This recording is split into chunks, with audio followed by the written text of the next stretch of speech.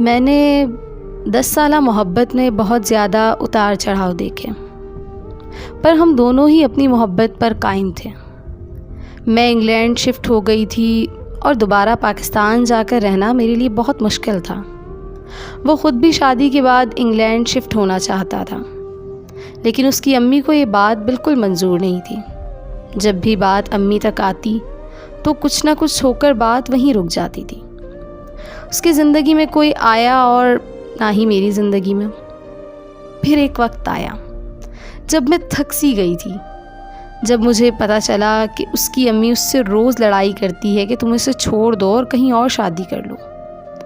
तो मैंने उससे झूठ बोल दिया कि मेरी मंगनी हो गई है, अब तुम भी कहीं और शादी कर लो। हमारी 6 महीनों तक बहुत लड़ाई चली और फिर उसकी मंगनी की बात किसी लड़की से चलने लगी। मुझसे ये सब बर्दाश्त ना हो सका और मैंने उसे सच बता दिया, लेकिन वो नहीं रुका और उसने मंगनी कर ही ली। मैंने फिर भी उसकी बहुत मिन्नतें की, यार 10 साल की मोहब्बत है, प्लीज़ तुम कुछ करके वापस आ जाओ। पर वो मेरी कोई बात मानने को तैयार ही नहीं था। फिर उसने अपनी शादी की तारीख़ बताते हुए कहा कि तुम उस लड़की को सब सच बताकर शादी करो, रोकना चाहो तो रोक लो। पर मैं अब शादी से मना नहीं कर सकता था। तब मैं बिल्कुल खामोश हो गई और आखिरकार उसकी शादी हो गई। मुझे समझ ही नहीं आया आज तक कि हम में से आखिर कौन गलत था, मैं या वो।